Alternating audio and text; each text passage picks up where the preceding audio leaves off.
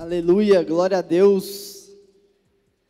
A gente está na série Pessoas Comuns Vivendo Histórias Extraordinárias, onde a gente vai passar por toda a Bíblia durante todo o ano e já tem sido muito abençoador. Já temos aprendido vários nomes de personagens que talvez a gente nunca tinha ouvido falar antes. E hoje nós vamos falar do nosso querido profeta Elias. Nós vamos aprender aí 10 chaves de como passar por uma crise com o profeta Elias. Então, abra a sua Bíblia comigo aí em 1 Reis,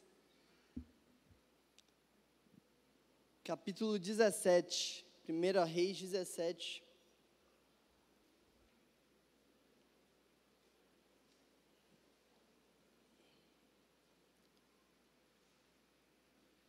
Versículo 1 ao versículo 10, vai ser projetado também para quem quiser acompanhar no telão.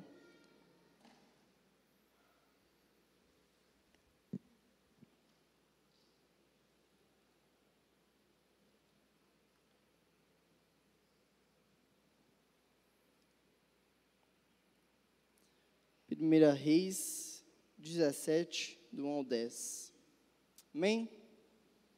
Diz assim: Então Elias, o tesbita, dos moradores de Gileade, disse a Acabe: Tão certo como vive o Senhor, Deus de Israel, a quem eu sirvo, não haverá orvalho nem chuva nos próximos anos, a não ser quando eu disser. Então a palavra do Senhor veio a Elias dizendo: Saia daqui, vá para o leste e esconda-se junto ao ribeiro de Querite, nas imediações do Jordão. Você beberá água do ribeiro, e eu ordenarei aos corvos que sustentem você naquele lugar.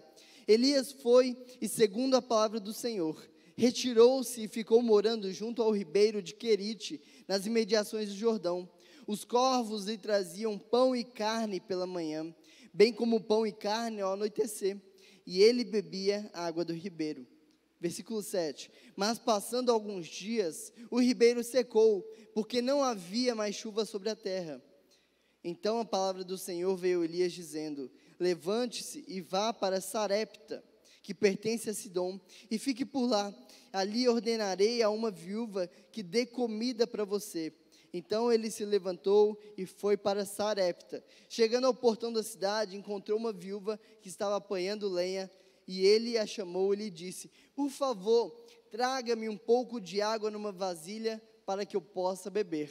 Deixe sua Bíblia aberta, nós vamos caminhar por ela e nós vamos alguns textos à frente, mas eu também queria que você anotasse, porque quando a gente anota, como vocês sabem, a gente retém 70% de aprendizado. Mas antes de tudo, eu queria te convidar a fechar os seus olhos, abaixar sua cabeça e a pedisse que o autor da sua criação cuidasse do seu coração e da sua mente agora, para que não seja só mais um culto, só mais uma pregação, mas que você possa sair daqui convicto daquilo que Deus tinha para o seu coração, que você possa sair daqui com uma palavra no coração do que você precisa fazer, do que você precisa mudar, para onde você deve ir. Peça a Deus para que nenhuma outra voz fale com você nesse momento, senão a do Espírito Santo, para que Ele pegue as palavras que saírem pela minha boca e coloque aquilo que Ele quer colocar no seu coração. Pai querido, muito obrigado, porque o Senhor fala com a gente. Obrigado porque na morte e ressurreição de Cristo o véu se rasgou, e por isso nós temos livre acesso ao Senhor. Obrigado pelas Escrituras que nos conduzem a te encontrar todos os dias, e obrigado pela vida do profeta Elias, que nos ensinou tanto através da sua vida. Pai, fala com a gente agora, é em nome de Jesus que a gente ora, amém. Não é novidade que nós estamos vivendo uma grande crise, não só no Brasil, mas no mundo. É só a gente olhar para o contexto histórico, contexto econômico, contexto político, contexto moral. Em todo mundo a gente encontra guerras, em todo mundo a gente encontra rumores, crises financeiras, crises morais, crises emocionais. E outro dia, eu sou pastor de adolescentes, eu estava conversando com eles e eles falaram: Renan, será que a gente não nasceu no tempo errado? Porque hoje tudo é mais difícil. Hoje parece que está impossível sobreviver, hoje parece que é impossível você crescer na vida. E eu expliquei para eles que não, por mais que pareça, Roma já foi muito pior do que a gente vive hoje de imoralidade sexual. Mas quando a gente olha para o contexto que o profeta Elias estava vivendo, era muito pior. Elias, até então, ele era um desconhecido. É aqui a primeira aparição de Elias, e eu vou explicar para vocês o contexto de Elias. Elias, ele fazia parte do reino do norte, que foi uma conspiração contra o governo de Roboão, o filho de Salomão, quando a gente viu há pouco tempo atrás. E aí 10 tribos seguiram Jeroboão, formando uma outra nação, formando um outro povo, formando um outro reino, uma outra capital. E os reis que governaram esse outro reino foram todos reis muito maus. Todos, sem exceção, todos que passaram por esse reino foram reis perversos. E esse reino durou 209 anos. Foram 19 reis e um mais perverso e um mais maldoso que o outro. Jeroboão reinou por 19 anos. Depois de Jeroboão, o seu filho Nadab reinou por 2 anos. Só que Nadab foi assassinado e por isso ele reinou só 2 anos. E aí o seu assassino, Baasa, reinou por 24 anos. O filho de Baasa assumiu, chamado Elá. E interessante que ele reinou também por 2 anos e foi assassinado. O seu assassino assumiu o reinado, Genri. E aí Genri, quando ele começa a reinar, o povo já totalmente rebelde, o povo indignado, com tamanha maldade nos reinos, tamanho assassinato, troca de reinado, eles cercam um palácio e começam a ameaçar invadir. Genri, então, desesperado, ele vai e ele comete suicídio. Onri, então, começa a reinar. Maressa está grávida e aqui eu tive várias inspirações de alguns nomes para o bebê. Estou achando interessante. Onri, então, começa a reinar. E Onri, ele foi considerado o pior rei de Israel até então. E ele reina durante 12 anos. Ao fim do seu governo, o seu filho, Acabe, assume. E aí o Acabe, ele sim, tem a fama de ser o pior rei que Israel já teve, e ele reina por 22 anos. E é nesse contexto que aparece o profeta Elias. É nessa crise de Israel que Deus levanta Elias. Israel estava sofrendo na mão dos reis. Israel já não aguentava mais tanta troca de trono. Israel já não aguentava mais tanta perseguição, tanto assassinato. E é por isso que, em primeiro lugar, não importa de onde você veio, porque quando o texto fala que Deus levanta Elias, o tesbita, não está falando o tesbita por causa do sobrenome de Elias. Tesbita não é a linhagem de Elias. Tesbita era uma pessoa que nascia em Tesbe. E Tesbe é um lugar tão desconhecido, tão irrelevante, que se você joga no mapa, você não vai encontrar nada. Deus levanta um homem de um lugar totalmente desconhecido, um homem que ninguém nunca tinha ouvido falar, um homem que não tinha uma família importante, não era de uma escola de profetas, não era de uma linhagem sacerdotal. Elias não era só um desconhecido, mas também ele era de um lugar sem referência nenhuma. E o tempo era péssimo, a situação era cruel, tudo ia de mal a pior. Mas o interessante é que Deus não levanta um partido político. Deus não levanta uma emissora de televisão. Deus não levanta organização. Deus não levanta ONG. Deus levanta um homem do Senhor.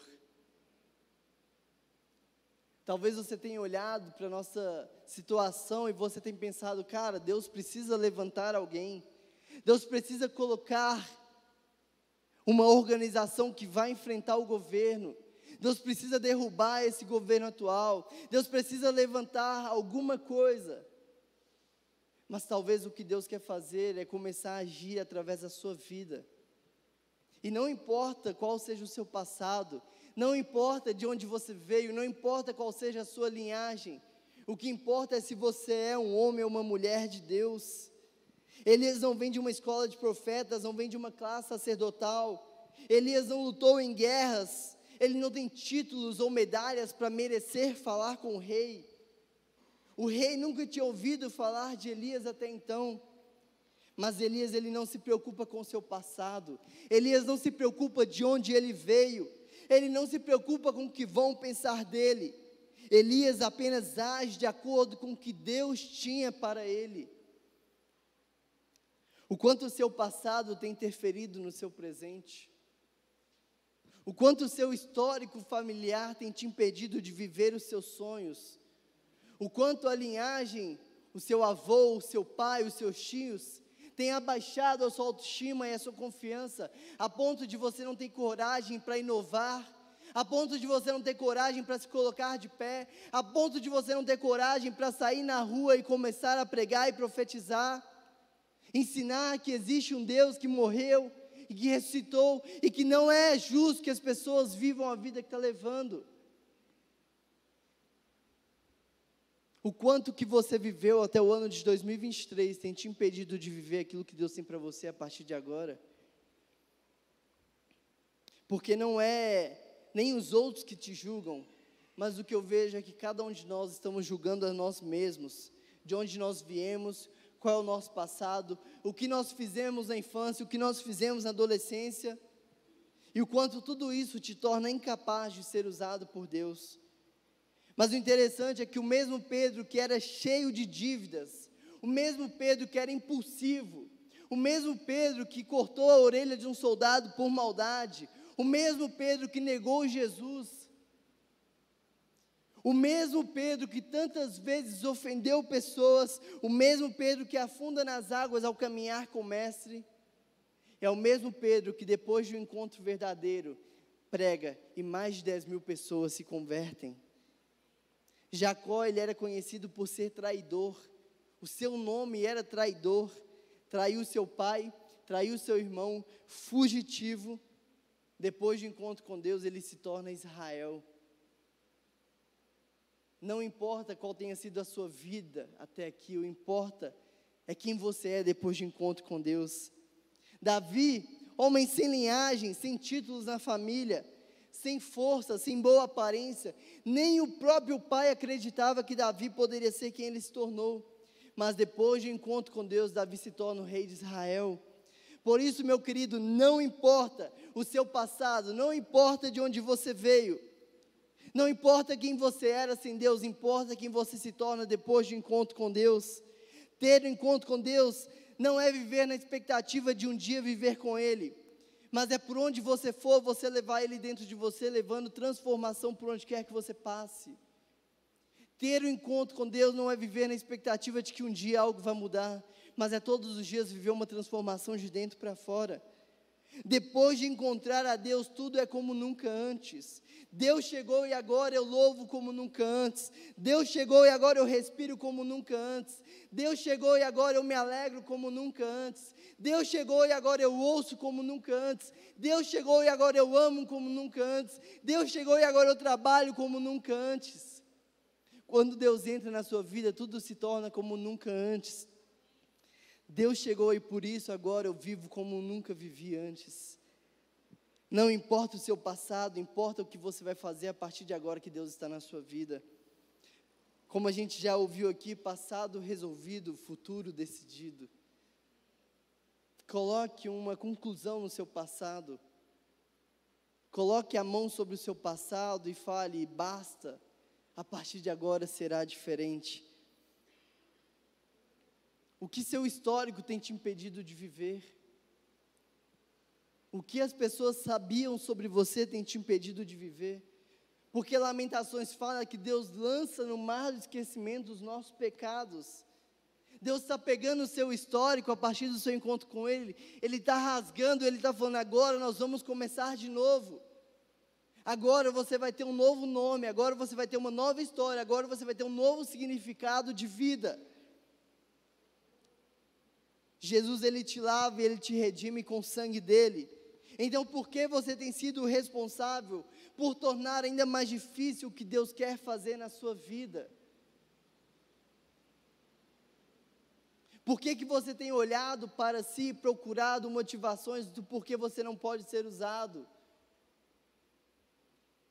Por que você tem procurado no seu passado frustrações, decepções?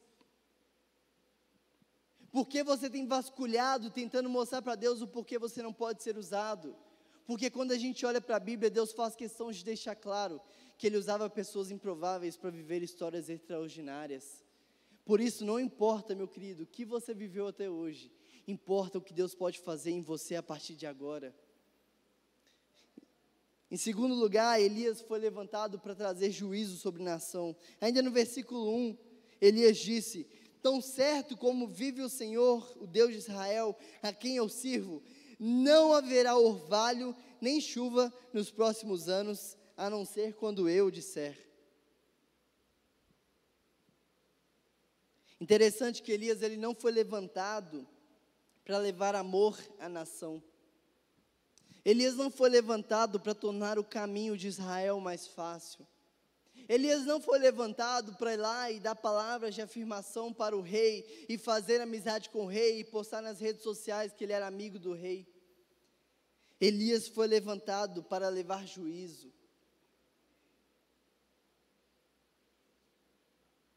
Elias não foi levantado para ser famoso.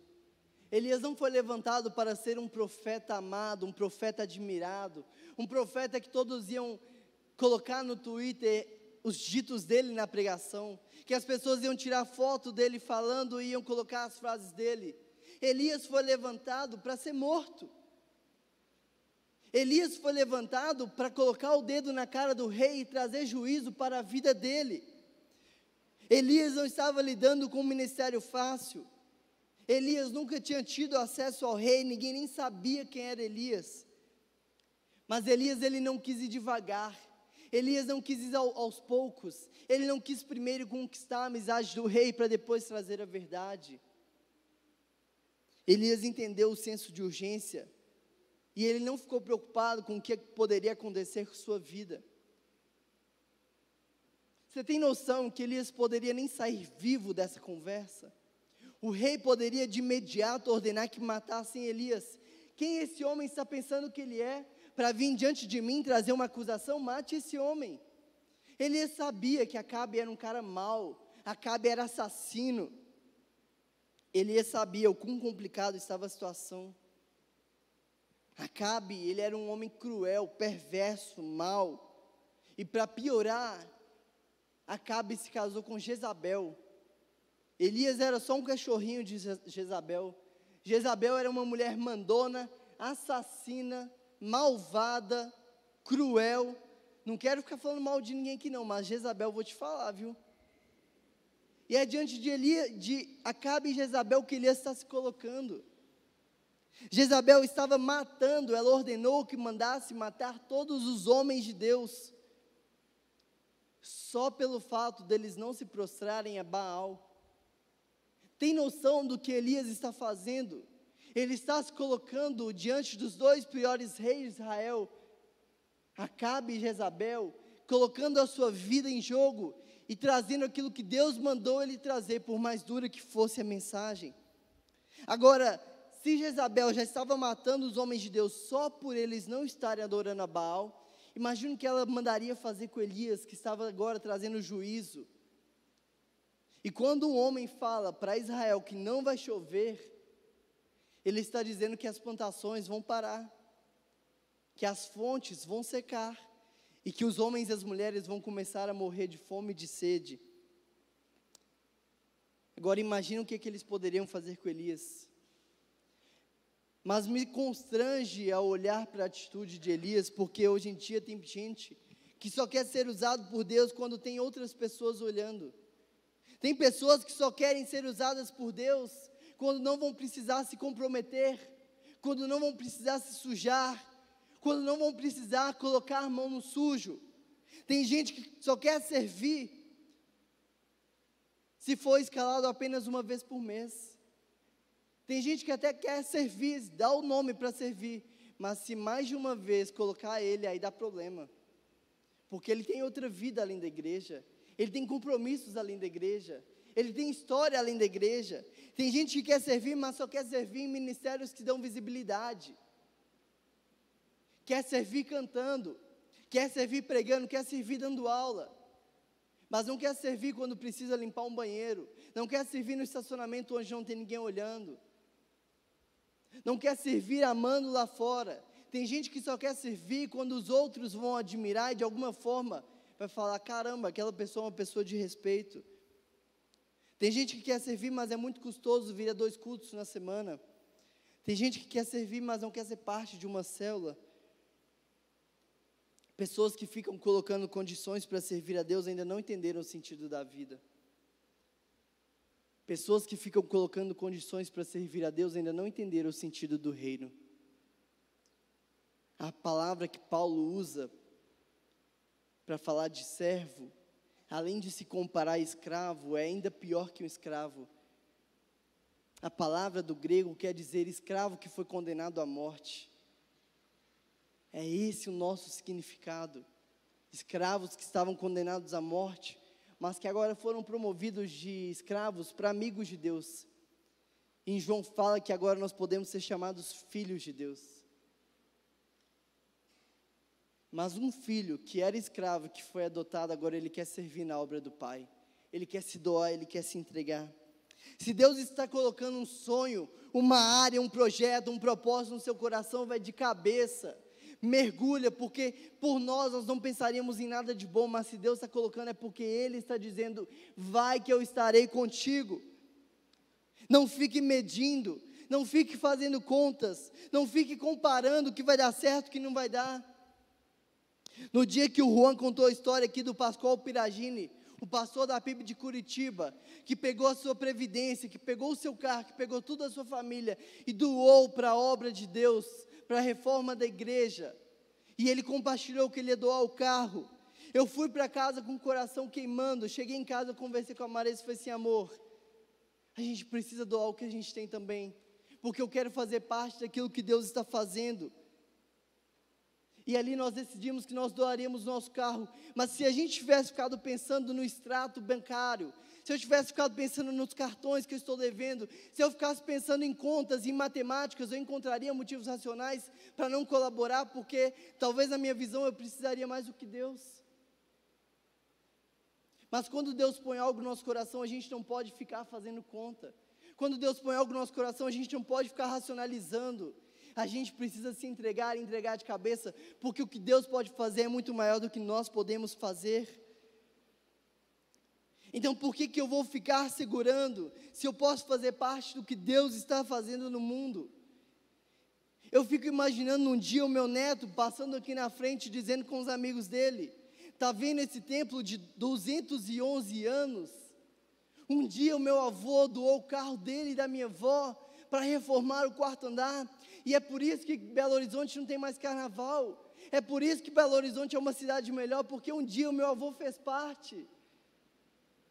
Agora eu não consigo imaginar o que meu neto diria do carro que eu tinha, eu não consigo imaginar o que meu neto diria do celular que eu tinha no ano, mas eu consigo imaginar meu neto contando das experiências do avô e da avó com Deus. O que seu neto, o seu bisneto, o que o seu histórico familiar vai falar de você? Será que eles vão falar, cara, o meu avô trabalhava demais, o meu avô deu uma casa linda para minha avó? Será que ele vai falar, cara, o meu avô deixou muita herança, mas infelizmente eu não lembro de nenhum legado que o meu avô deixou? Eu não lembro de nenhum princípio e valor que meu avô me ensinou?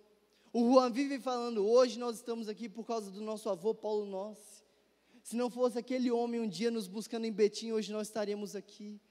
Se não fossem os meus pais investindo em nossa criação, hoje nós não estaríamos aqui. Eu quero entregar tudo que eu puder, porque eu sei que nas mãos de Deus vale muito mais do que nas minhas mãos. Nas minhas mãos o meu carro desvaloriza a cada ano. Nas minhas mãos o meu carro deprecia a cada quilômetro que eu ando. Nas mãos de Deus vai se tornar algo eterno.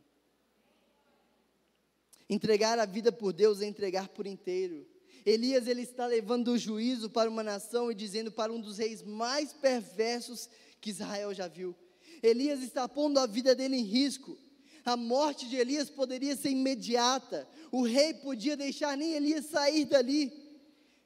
Mas Elias estava disposto a morrer pelo rei. Não o rei Acabe, mas o rei dos reis. E é por isso que hoje, mais de 2023 anos depois, a gente ainda ouve falar sobre Elias.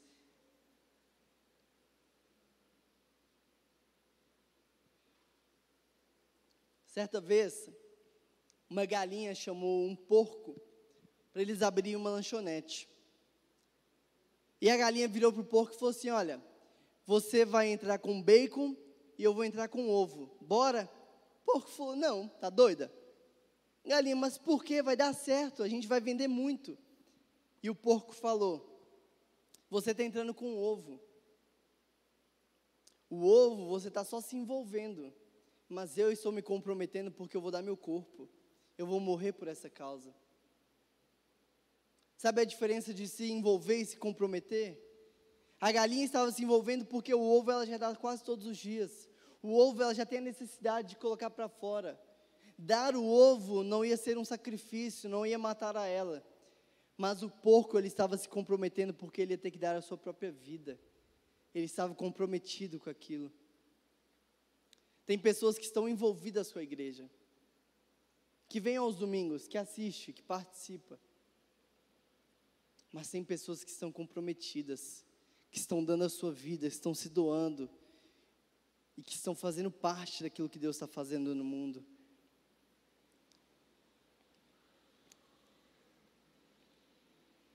Tem gente que está se comprometendo, tem gente que está entregando tudo o que tem, seja de forma financeira ou não. A única forma de se comprometer não é de maneira financeira, mas é a vida, é se doando. Tem gente que está tão disposto, que tem colocado seu emprego em risco, tem colocado estabilidade em risco, para se comprometerem com o reino. Tem gente que tem se comprometido entregando o que tem, sendo tão disposto a perder o emprego ao invés de perder os seus princípios e valores. E é muito interessante porque tem cristão que está envolvido com a igreja, mas na primeira oportunidade no trabalho ele mente para não perder o emprego, ele negocia os seus princípios, ele negocia o seu valor, porque ele valoriza mais o seu chefe do que o seu rei. E aí ele até consegue manter ali o seu emprego, a sua estabilidade financeira. Mas tem pessoas que estão tão dispostas a perder o seu emprego, se necessário for, por causa do reino, que o patrão começa a admirar. Cara, esse cara tem princípios e valores. Esse cara não está aqui por causa da proposta, ele tem um propósito. E na primeira oportunidade é ele que é promovido. E não é só promovido, como ele também começa a ganhar as pessoas ao seu redor para o reino.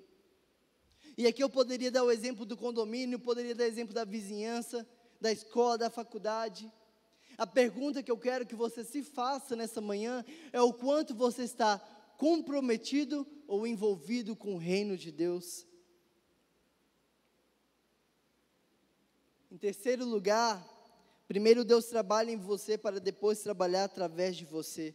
Versículo 3, Deus fala para Elias: saia daqui, vá para o leste e esconda-se junto ao ribeiro de Querite, nas imediações do rio Jordão. Querite era uma região desértica. É interessante que Deus ele poderia falar para Elias assim: olha, vai para casa que eu vou te proteger. Vai para casa que nem Acabe nem Jezabel vai te alcançar, vou cuidar de você. Mas Deus sabe que ele também precisa tratar Elias para depois poder tratar as pessoas através da vida de Elias. E ele fala assim com Elias: cara, foge, deu ruim, perna para quem tem, sai correndo que eles vão te pegar. E Deus manda Elias não para um palácio, não para um oásis, não para um resort. Deus manda Elias para o deserto. Sabe por quê? O deserto na vida do cristão não é um castigo de Deus, mas é a escola de Deus. É o deserto que Deus vai nos tratar. Porque primeiro Deus nos trata, para depois tratar através de nós. Deus não vai te expor antes de tratar o seu coração. Por isso que Deus está falando para Elias, para ir para uma região desértica. E o deserto é a maior escola do cristão. Por isso não fique triste quando você começar a enfrentar um deserto na sua vida. Pergunte a Deus o que Ele quer te ensinar. Pergunte a Deus o que Ele quer tratar na sua vida. Os desertos na nossa vida não são porque Deus está nos castigando. Não é porque Deus está de mal com você. Mas o deserto em nossa vida é porque lá nós aprendemos a dar valor à vida. É no deserto que nós aprendemos a dar valor, por mais simples que a água seja, a saborear, a molhar a garganta. A gente aprende a importância da água em nossas vidas. A gente aprende a importância da água que mesmo sem ter um sabor especial, gera vida em nós. E é interessante que logo após ser usado para falar com a corte, esse homem está sendo enviado para o deserto. O deserto é uma agenda que ninguém aplaude. O deserto é uma agenda que ninguém admira. Porque aos nossos olhos, o deserto não nos promove, o deserto nos humilha. Aos nossos olhos, o deserto não nos exalta, ele nos rebaixa. Mas o deserto não é um acidente de Deus em nossas vidas. O deserto é a escola. O deserto é uma agenda de Deus, porque Ele vê a necessidade que você está tendo de ser tratado, de ser moldado. E quando Deus nos leva ao deserto, não é para nos destruir, mas é para, através de nós, Ele trabalhar em nós. E uma sociedade que está tão interessada naquilo que você pode entregar, naquilo que você pode fazer, naquilo que você pode servir. Uma sociedade que mais importa o seu título do que o seu nome. Deus, Ele está mais preocupado com você do que com o que você pode fazer. E é por isso que às vezes Ele permite que você passe em alguns desertos da sua vida. Toda vez que eu olho para o meu passado e eu vejo um deserto que eu passei, eu observo o quanto eu cresci com Deus. Eu observo o quanto Deus me ensinou através daquele deserto. Deus, Ele te leva para o deserto porque o maior interessado em você é Ele. Então, ao invés de questionar ou reclamar do deserto em sua vida, desfrute e aprenda. Pergunte a Deus, Deus, o que eu preciso aprender com essa situação? Deus, o que falta eu mudar na minha vida? Deus, o que falta eu mudar, eu deixar para trás? Porque talvez no deserto você vai encontrar a chave de Deus que falta para você viver uma virada na sua vida. E é quando nós estamos no deserto que as pessoas mais reparam em nós. E quando você está no deserto, você reclama ou você agradece? Quando você está no deserto, você se entrega ou você persiste? Quando você está no deserto, você deixa Deus de lado ou você permanece ali de joelho dobrado? Esse texto é interessante pela autoridade de Elias. Porque eu não sei se você reparou, mas Elias fala: em meu nome não haverá chuva. Mas sabe por que Elias tem tamanha autoridade? E depois lá em Tiago, no Novo Testamento, Tiago 4, vai falar que Elias ordena o nome dele e de fato não chove. Elias só tem essa autoridade diante do rei, porque primeiro ele prevaleceu diante do rei dos reis. Só tem autoridade diante das pessoas aquele que dobra os joelhos diante do rei dos reis. Só prevalece diante das pessoas aquele que prevalece diante de Deus. Só prevalece em público aquele que primeiro prevalece no secreto. Jesus fala: feche a porta do seu quarto, ore em secreto, porque em secreto o Pai te recompensará. Só é ousado diante das pessoas aquele que primeiro prevaleceu no deserto. Agora você, no deserto, você tem confiado no provedor da sua vida? No deserto você tem se apegado ao provedor? Ou no deserto você tem ficado preocupado com a provisão do amanhã? Porque Elias, ao ir para o deserto, ele precisava depender totalmente de Deus para sobreviver. Ou Deus sustenta ele, ou ele ia morrer. Nós precisamos aprender a lição de depender não da provisão, mas depender do provedor. Por isso, em quarto lugar, está passando junto aí? Não está ficando quarto. Quando se expõe aí. Por isso, em quarto lugar, dependa do provedor e não da provisão. Versículo 4, você beberá a água do ribeiro, e eu ordenarei aos corvos que sustentem você naquele lugar.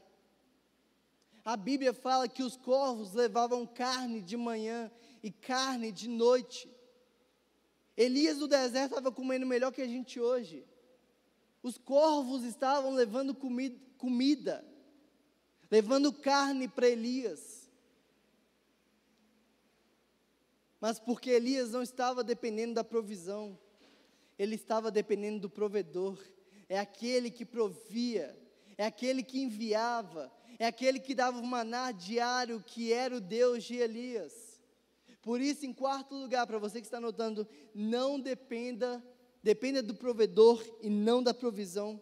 A princípio, a ordem de Deus para Elias era para ele beber água direto do rio e os corvos o alimentariam. Mas por causa da própria ordem de Elias, depois o rio secou, porque não havia chuva, então também não havia rio. Mas Elias seguiu porque ele experimentou o que é depender do provedor. A nossa dependência não deve estar no dinheiro, não deve estar no trabalho, não deve estar na estabilidade que eu tenho. A nossa provisão tem que estar naquele que é o nosso provedor, que não falha dia e noite, que não dorme, que não deixa nada faltar. A nossa dependência tem que estar no provedor e não na provisão. Sabe, porque quando eu dependo da providência, automaticamente eu começo a idolatrar a providência. E eu começo agora a dar tanto valor para a providência que eu fico com medo de algum momento a providência faltar. Eu fico com medo de algum momento eu não conseguir dar providência para minha família. Eu fico com medo de algum momento eu não conseguir sustentar a minha família. E eu começo agora a idolatrar a providência, e ela que rege a minha vida. É ela que decide o quanto que eu vou descansar, o quanto que eu vou trabalhar. É a providência que decide o quanto que eu vou reter o meu dinheiro, o quanto que eu vou ajudar. É ela que começa a ditar toda a minha vida. Porque eu começo a olhar para a providência como a resolvedora dos meus problemas, como a salvação da minha vida, e eu começo a viver somente pela provisão, e eu deixo de lado o meu provedor. Mas nós precisamos entender que a provisão, ela vem de uma fonte, e essa fonte é inesgotável, essa fonte ela é eterna, essa fonte ela é vida, e essa fonte nos ama acima de todas as coisas, e é dessa fonte que nós precisamos depender, porque não é sobre a provisão, mas sim sobre o provedor. Quem me conhece sabe que eu sou uma pessoa muito calma, muito tranquila de lidar, e é difícil eu esquentar a minha cabeça com alguma coisa. E eu já contei aqui esse testemunho. No ano que eu casei, as coisas começaram a ficar muito apertadas, e eu ganhava muito pouquinho ainda. E eu lembro que o cartão de crédito começou a vencer, o cheque especial começou a virar, e eu comecei a ficar muito ansioso, porque antes era só eu, e quando eu estou sozinho eu me viro, eu dou um jeito. Mas casado era diferente, eu comecei a ficar muito nervoso, ansioso, até que pela primeira vez eu tive uma crise de ansiedade. Eu fui parar no hospital, eu tive que ser medicado na veia, ser dopado. E depois daquele dia, Deus começou a tratar no meu coração. E Deus começou a falar comigo, e eu lembro certinho da voz de Deus dizendo: Renan, você lembra quando você saiu de casa com 18 anos e foi lá para o Rio Grande do Sul estudar? Lembro, Deus. Você lembra que nos 3 primeiros meses, todos, ou a grande maioria que falou que ia te manter, te deixou na mão? Lembro, Deus. Em algum momento te faltou alguma coisa, Renan? Não, Deus. Renan, você lembra que ainda no seminário você teve a oportunidade de fazer viagens missionárias para o Chile, Argentina, Peru? Você nem está trabalhando? Lembro, Deus. Te faltou alguma coisa em algum desses lugares? Não, Deus. Então por que você está tão preocupado, Renan? Se você já conheceu o provedor, por que você ainda está preocupado com a provisão na tua casa? E eu ainda ousado respondi: Deus, porque agora eu sou casado. E Deus falou: e você acha que você ama sua esposa mais do que eu? Você acha que você se interessa mais nela do que eu? Então não há mais motivo para você ficar preocupado, mas agora você tem que descansar, não na provisão, mas naquele que é o seu provedor. A partir daquele dia eu parei de me preocupar com as minhas finanças. Eu parei de ficar ansioso com o dia de amanhã.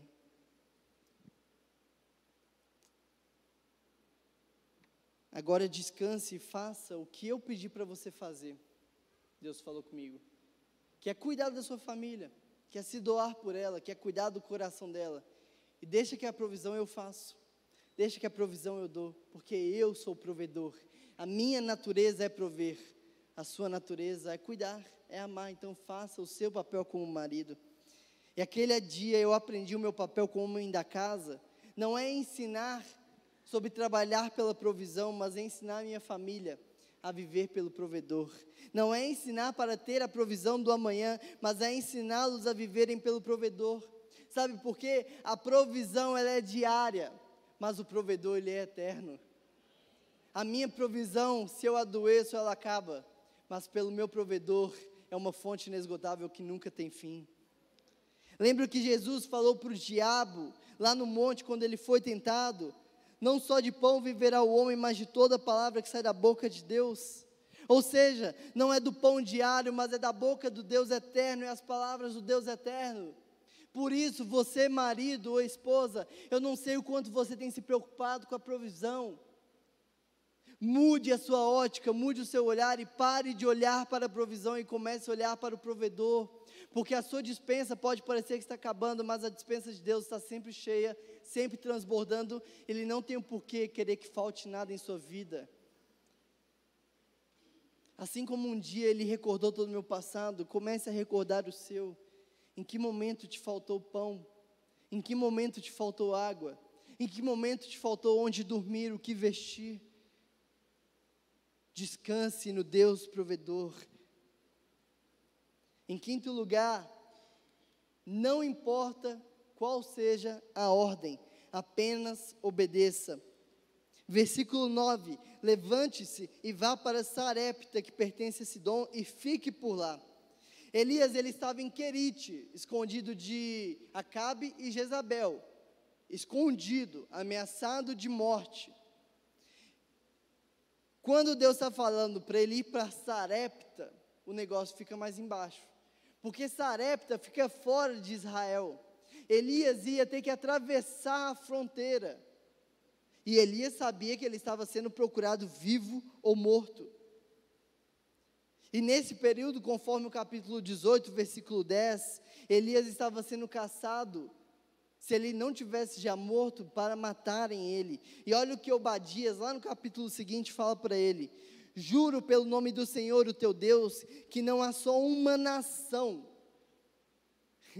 não tem um país, ou um reino, que o rei, o meu Senhor, não enviou alguém para procurar por ti. E sempre que uma nação ou um reino afirma que você não está lá, o rei os faz jurar que não conseguiram te encontrar. Consegue imaginar você jurado de morte, caçado, e Deus vira para você e fala assim: vai lá para o Uruguai. Deus, eu vou ter que atravessar a fronteira, vai lá para o Uruguai. É isso que Elias está vivenciando, mas interessante que Elias, ele não resmunga com Deus, ele não justifica, ele não negocia, ele obedece. O risco de Elias ser morto era de 99%, mas não importa a porcentagem, importa o seu coração disposto a obedecer. E a obediência, ela tem que ter 3 Is. A obediência, ela tem que ser imediata. Não importa eu querer obedecer mais no meu tempo, eu tenho que obedecer na hora que Deus manda. A obediência, ela tem que ser inteira. Não adianta eu querer obedecer e fazer só um tiquinho, eu tenho que fazer por inteiro o que Deus pede. E a obediência, ela tem que ser interna. Não adianta eu fazer por fora, mas por dentro eu estar reclamando do que Deus mandou fazer. E o interessante é que o Elias, ele obedece imediatamente. Imediatamente ele sai de onde ele vai e ele segue. Elias, ele obedeceu internamente. A gente não vê Elias murmurando, e ele obedeceu inteiramente, sem negociar. Nós precisamos entender que não é sobre o que nós fazemos, mas é para quem nós fazemos. Não é sobre quem nos ameaça, mas é sobre quem nos protege. Não é sobre quem quer te matar, mas é sobre quem te dá o fôlego de vida todos os dias. Não é sobre o risco da morte, mas é sobre o Deus que deu a vida dele por você. O que Deus tem falado ao seu coração que você tem relutado em obedecer? Eu não sei Eu queria poder conhecer a todos nessa manhã, eu queria poder conhecer cada coração, ouvir de cada um aquilo que Deus tem ordenado, ouvir de cada um, Renan, Deus tem me falado isso, mas está difícil, eu não sei. Talvez levaria alguns meses para a gente conseguir ouvir a todos, mas você sabe o que o Espírito Santo está mandando você fazer, e talvez você tenha relutado para obedecer. Não relute, não negocie, confie, porque quando Deus manda, Ele já está lá na frente, Ele sabe o que é melhor para você. A vontade de Deus, ela é boa, ela é perfeita, ela é agradável. E será que quando você tem obedecido no tempo que Deus pede? Será que você tem obedecido por dentro, lá no íntimo do seu coração, e você não tem questionado, você não tem negociado, você não tem murmurado? E será que você tem obedecido por inteiro? Se Deus mandou A, é A, se Deus mandou B, é B. Se Deus mandou eu fazer isso, eu vou fazer isso. Se Deus mandou eu fazer aquilo, eu vou fazer aquilo. E é por isso que sobre o carro eu não fiquei pensando, porque se eu pensasse, eu ia encontrar 1000 motivos do porquê eu não devia fazer. Mas eu sei que se Deus está mandando, Ele sabe o que Ele vai fazer. Eu não sei o que Deus está colocando no seu coração, apenas obedeça. Em sexto lugar, permita-se ser forjado pelo fogo. Versículo ainda 9. Levante-se e vá para Sarepta. Interessante porque, etimologicamente, o termo Sarepta, olha como que Deus é perfeito e Deus ele é detalhista. O termo Sarepta quer dizer fornalha de fundição, fundir e refinar. Deus tira Elias da corte, manda Elias para o deserto, e agora Deus está mandando Elias para o fogo. Só que o fogo na vida do cristão, ele não tem a função de nos queimar, ele não tem a função de nos matar, mas o fogo na vida do cristão tem a função de limpar, de tirar as arestas, tirar o que está sobrando, tirar o que está atrapalhando. Sabe quando você pega um objeto, por exemplo, um metal, que está cheio de sujeira, que está cheio de coisas ao redor, e você põe fogo, e tudo desaparece, mas o metal permanece? O fogo na vida do cristão tem essa função. O fogo de Deus, ele não vem para te queimar, ele não vem para te matar, mas ele vem para te purificar, para te forjar e para te refinar.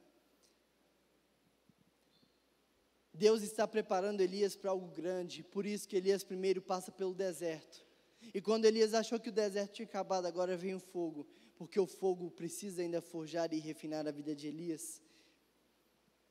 O deserto te ensina sobre dependência, o deserto te ensina sobre valorizar, o deserto te ensina sobre o provedor, mas o fogo te ensina a resistir, a permanecer e a se refinar. Deus te quer do jeito que você é, mas Ele te ama demais para te deixar do jeito que você está. E é por isso que todos os dias Ele está te passando pelo deserto. É por isso que Ele está te refinando pelo fogo. Porque primeiro, como a gente viu lá atrás, Ele vai tratar você, para depois Ele tratar através de você. Mas tudo é para te deixar mais forte, mais resistente e para poder te usar. Em sétimo lugar, seja humilde e aceite o processo, versículo 10. Então ele se levantou, foi para Sarepta, chegando ao portão da cidade, encontrou uma viúva que estava apanhando lenha, chamou ela e pediu a ela comida. E eu acho engraçado a forma de Deus tratar a humildade de Elias, porque o que Deus pede não faz o mínimo sentido. As viúvas naquele tempo eram pessoas que dependiam totalmente de ajuda e de provisão. As mulheres não trabalhavam, elas dependiam do sustento do marido. Quando o marido morria, a mulher não tinha como trabalhar, não tinha como voltar para casa, ela ficava à mercê. Então faria muito mais sentido Deus virar para Elias e falar assim: vai para lá, você vai encontrar uma viúva e você vai sustentar ela. Mas Deus está mandando Elias ir e pedir ajuda para uma mulher que já estava passando fome, que já estava passando necessidade. Só que se Deus tivesse dito para Elias, para ele sustentar aquela viúva, talvez Elias ele ia entender tudo diferente. Pronto, acabou o deserto na minha vida, e o fogo que Deus quer para mim, é eu sustentar uma viúva, agora eu tenho um ministério, agora eu tenho uma responsabilidade.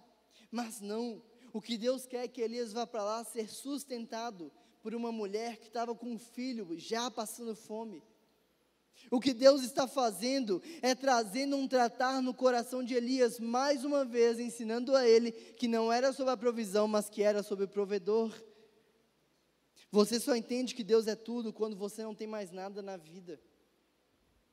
Nessa altura do campeonato, Elias já não tinha mais casa, já não tinha mais para onde voltar, já não tinha mais para onde ir, e tudo que ele tinha agora era uma viúva, que tinha o necessário para ela e para o filho ter que sustentar Elias também.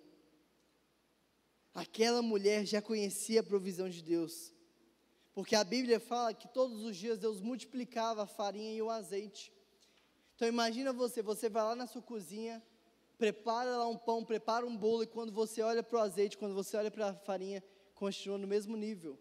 A Bíblia fala que Deus já estava fazendo isso por aquela viúva, e a gente não sabe por quanto tempo Deus fez aquilo, mas todos os dias ela ia lá e ela usava, e o nível continua o mesmo.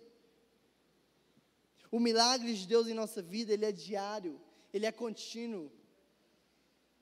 As coisas ordinárias de Deus são milagres em nossa vida, e nós precisamos aprender a valorizar as coisas ordinárias de Deus. Você está vivo nessa manhã, você está ouvindo essa mensagem, você está entendendo essa mensagem. É algo ordinário de Deus, mas é um milagre na sua vida. Você está com força no seu pulmão para puxar o ar, é algo ordinário de Deus, mas é um milagre na sua vida. Nós precisamos aprender a valorizar os milagres de Deus em nossas vidas, por mais ordinário que pareça ser. Qual a última vez que você de fato agradeceu a Deus por cada um dos seus órgãos? Qual a última vez que você agradeceu a Deus por cada detalhe da sua casa, da sua família? Diariamente Deus tem te dado fôlego para respirar, Deus tem te dado um lar, tem dado o que comer, tem enviado pessoas para cuidarem de você. Tudo isso pode parecer ordinário, mas são milagres de Deus em sua vida. Seja humilde e reconheça que é sobre Ele e não sobre você. Não espere Deus ter que te mandar para ser sustentado por alguém para tratar a sua humildade. Trate sua humildade ainda hoje. Humildade não é se achar superior nem inferior, humildade é saber quem você é. E biblicamente, sem Deus nós não somos nada. Sem Deus eu não consigo levantar para trabalhar. Sem Deus eu não consigo respirar. Sem Deus eu não tenho nem meu amanhã. Então, biblicamente, nós somos filhos amados de Deus. Mas sem Deus nós não somos nada. Por isso, não é sobre você, é tudo sobre Ele. E toda vez que você encontrar um desafio, entenda que o desafio é uma oportunidade de você vivenciar um milagre em sua vida. Por isso, em 8º lugar, desafios são oportunidades de milagres acontecerem. Versículo 24. A partir do 21. Então clamou o Senhor, e o Senhor disse: ó Senhor meu Deus, por que afligiste e também essa viúva com quem me hospedo, matando o filho dela? Olha que interessante o que está acontecendo aqui. Daqui a pouco a gente vai para o 24. Elias, ele vai para a casa dessa viúva, ele começa a depender do alimento dela, essa viúva começa a sustentar Elias, e Deus vai e mata o filho daquela viúva. E imediatamente aquela viúva, ela culpa Elias pela morte do filho. Agora imagina você a cabeça de Elias, confrontou um rei, está sendo perseguido de morte, foi para o deserto, foi para o fogo, está sendo sustentado por uma viúva, e como se não bastasse, agora está sendo acusado pela morte do filho daquela viúva. O filho daquela viúva não era somente um filho, mas era tudo o que ela tinha, era toda a família dela, era toda a chance que um dia ela tinha de ser sustentada novamente. E agora tudo que ela tinha estava morto. E ela começa agora a acusar Elias. E aí agora sim a gente vê no versículo 24. Então a mulher disse a Elias: agora eu sei que você é um homem de Deus e que a palavra do Senhor na sua boca é verdade. Elias, ele não começou a questionar a Deus. Ele poderia nesse momento ter olhado para Deus e falar assim: você está de brincadeira. chega, eu não aguento mais. Mas o texto fala que imediatamente o que Elias faz, ele ora. Porque o mesmo Deus que faz o ordinário em nossas vidas, é aquele que nos usa para fazer o extraordinário na vida dos outros. Amém, igreja? O filho único daquela viúva, tudo que ela tinha, morre, ela coloca a culpa em Elias, e Elias vai e ora. E diante do drama da morte daquele filho, diante dessa acusação, Elias ora e pede a Deus a ressurreição daquele menino.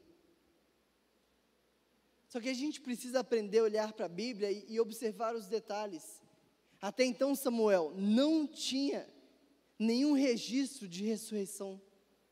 Até essa ocasião, essa é a primeira ocasião na Bíblia que nós vemos uma ressurreição. Então o que Elias está pedindo para Deus é algo que nem ele nunca viu, é algo que ele nunca ouviu falar, é algo que ninguém nunca contou para ele. Elias está olhando para Deus e pedindo algo impossível, que ele nunca tinha visto ou imaginado. E Deus, ele opera um milagre inédito na vida daquele menino. Porque Deus, ele não é só aquele que multiplica o azeite e a farinha, mas ele é aquele que traz cura. Deus é aquele que dá vida ao que está morto, é aquele que abre portas que estão fechadas. Esse é o nosso Deus. Talvez hoje pareça impossível para a gente pensar em algo que nunca aconteceu. Talvez pareça impossível para a gente clamar a Deus por algo que nunca aconteceu. Mas eu acho muito ousada a oração de Elias pedindo a ressurreição daquele menino. Ele está pedindo algo que ele nunca tinha visto. Mas ele sabia que por mais que fosse impossível aos seus olhos, para Deus nada era impossível. Porque não é sobre a provisão, é sobre o provedor. Esse é o nosso Deus. Para Ele não há causas impossíveis. Não há doenças terminais. Não há casamentos falidos. Não há pessoas sem chances de serem salvas. Para Deus tudo é possível. O que na sua vida, meu querido, você olhou e talvez já deixou de lado e já desistiu? Talvez alguém na sua família que Deus tem pedido para você orar. Talvez é o seu próprio casamento que você já deixou de lado e não acredita mais. Talvez é a sua família de volta. Talvez é os seus filhos aos pés da cruz. Talvez é aquele sonho, aquele projeto que você tanto almeja. Para a gente é impossível, nós somos seres limitados. Mas um dia, eu já estive num leito de morte. Um dia os médicos já falaram para os meus pais que eu morreria em poucas semanas. Hoje eu estou aqui, 12 anos depois, casado, esperando um filho para a honra e glória de Deus. Qual é o impossível da sua vida? Porque para Deus nada é impossível. Pelo que você desistiu de orar, talvez nessa manhã é hora de você retomar sua oração e voltar a acreditar que Deus tudo pode fazer. E é por isso que Elias, ele nunca precisou se preocupar com a sua reputação, ele nunca precisou preocupar de ter seu nome queimado, porque em nono lugar, é Deus que faz a sua reputação. Do versículo 21 ao 24, a gente já leu, a gente percebeu a mulher, agora ela exaltando Elias, ela dizendo: agora eu sei que você é profeta de Deus, agora eu sei que você é homem de Deus. E o capítulo 17 termina com aquela mulher dizendo que agora ela sabe que ele é um profeta de Deus, e que as palavras da boca de Deus, de Elias são verdade. Elias, em pouquíssimo tempo, foi de um homem desconhecido para um profeta de Deus.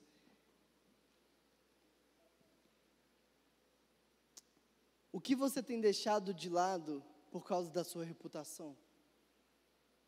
O quanto você tem desagradado a Deus para manter a sua reputação com as pessoas? Talvez há muito tempo Deus está te pedindo para abrir mão de algo e você não tem aberto para que não queime a sua reputação. Talvez no seu trabalho Deus tenha te pedido integridade, você tem tido vergonha de se impor para não queimar a sua reputação. Talvez você tenha mantido uma aparência de alguém que você não é, só para manter a sua reputação. Só que o que Deus nos pede é para a gente cuidar do nosso caráter, porque a nossa reputação é Ele quem cuida. Não importa o que pensavam de você, lembra? O que importa é quem você é depois de encontro com Deus. Não importa o seu histórico sem Deus, importa quem você é depois de encontro com Deus. Não se preocupe com a sua reputação, se preocupe em ter um caráter reconhecível. Se preocupe em ter um caráter admirável. Se preocupe em ser um homem, uma mulher que as pessoas não têm o que falar. Irrepreensível. Deixe que a sua reputação Deus vai cuidar. Em 10º e último lugar, Deus te deu todo o poder para fazer o nome dele ser conhecido. Interessante que o capítulo 18, eu queria poder ler todo aqui, porque é incrível o que Deus faz através da vida de Elias. Mas eu vou ler alguns pequenos trechos para resumir o capítulo inteiro. Elias, ele volta, olha a coragem de Elias, ele volta diante de Acabe, e mais uma vez ele traz juízo, e ele fala, Acabe fala para Elias, então você é o perturbador de Israel? Elias responde para Acabe, eu não tenho perturbado Israel, quem tem perturbado Israel é você e a casa de seu pai, porque vocês abandonaram os mandamentos do Senhor e seguiram os Baalins. Agora ordene que todo Israel venha se encontrar comigo no Monte Carmelo. Convoque também os 450 profetas de Baal e os 400 profetas da deusa Será, que serão sustentados por Jezabel. Elias está diante de Acabe agora, mais uma vez permanecendo firme, e está dizendo para Acabe, você é o perturbador de Israel, você tem traído a Deus, então chame aí seus 850 profetas, que agora eu vou provar para eles que só existe um Deus. Então Acabe enviou mensageiros a todos os filhos de Israel, e ajuntou os profetas no Monte Carmelo. Depois Elias se aproximou diante do povo e disse, até quando vocês ficarão pulando de um lado para o outro? Se o Senhor é Deus, sigam-no, se é Baal, sigam Baal. Porém o povo não disse uma só palavra. Então Elias disse ao povo, eu sou o único que restou dos profetas do Senhor, e os profetas de Baal são 450. Tragam agora 2 novilhos, que eles escolham para si um dos novilhos, e cortando-o em pedaços, o ponham sobre a lenha. Porém, não ponham fogo. Eu prepararei o novilho e porei sobre a lenha, mas também não porei fogo. E aí o texto continua dizendo que os profetas de Baal, que os profetas da deusa Cira, eles começam a pular, e eles começam a cantar, e eles começam a clamar, e nada acontece. Então Elias começa a zombar, dizendo, cadê o Deus de vocês? Cadê esse Deus? Não vai acontecer nada. E o texto fala que os profetas começam a se mutilar, a se cortar. E Elias continua zombando, dizendo isso, se cortem porque esse Deus que vocês entregam a vida não existe. E Elias, ele olha para o céu e ele ordena que caia fogo. E o fogo de Deus cai, queimando aquele novilho e provando que só existe um Deus, não só em Israel, mas em todo o mundo. E o texto termina dizendo que Elias não só prova que Deus existe, mas ele também ordena que todos esses profetas sejam eliminados. E Elias traz juízo para Israel.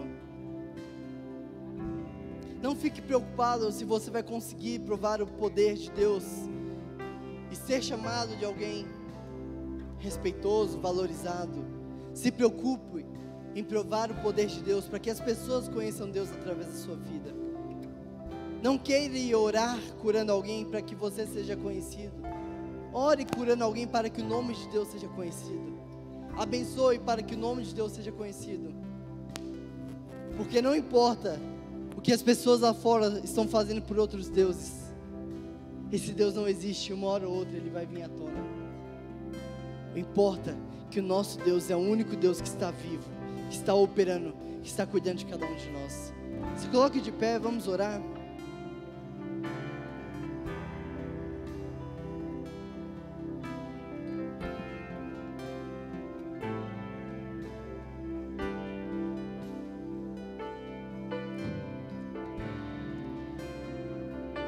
Deus não tem pressa para preparar os seus obreiros.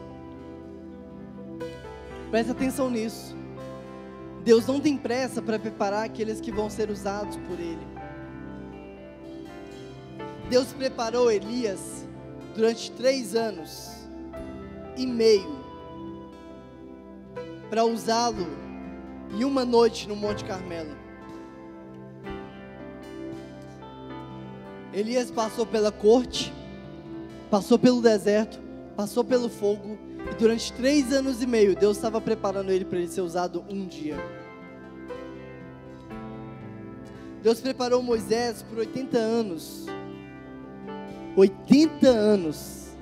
para usá-lo durante 40 anos. Jesus teve 30 anos de preparo para 3 anos de ministério.